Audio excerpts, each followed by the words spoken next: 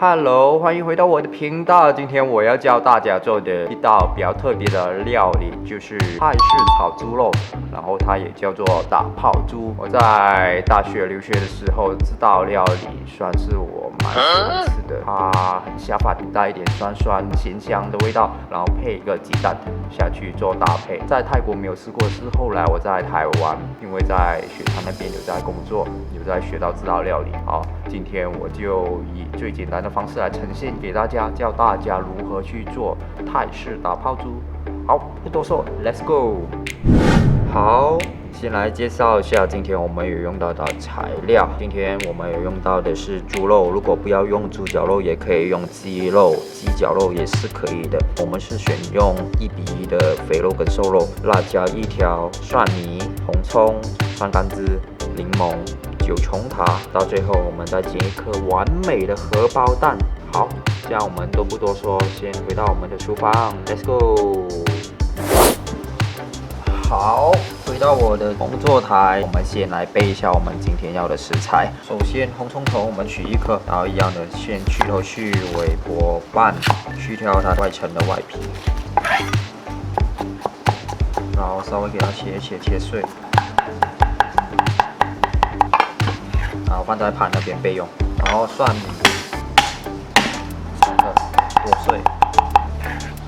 今天我们用到的猪肉大概是250克，然后柠檬，然后先挤那个柠檬水出来，然后它的纸袋盒我们要挑出来，不能煮下去哦，会很苦很涩。然后我们待会会取一点蒜柑汁，2个混在一起用。然后辣椒我们稍微切一点点，因为我怕辣，所以我就稍微切个一点点就好，半条就好。这样子就好，一点点就好。然后还有9重塔，9重塔我已经剥好了，待会要炒下去。好，开始喽。用这个锅，然后把刚才的绞肉下去。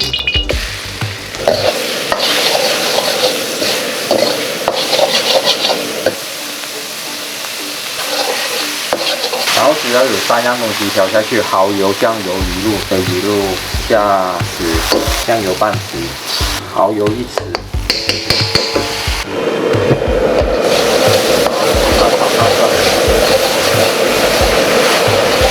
好，这个先起锅，待会我们再继续炒下去。一点点油，把它备的料下去，爆香，然后小肉下去，慢炒，水。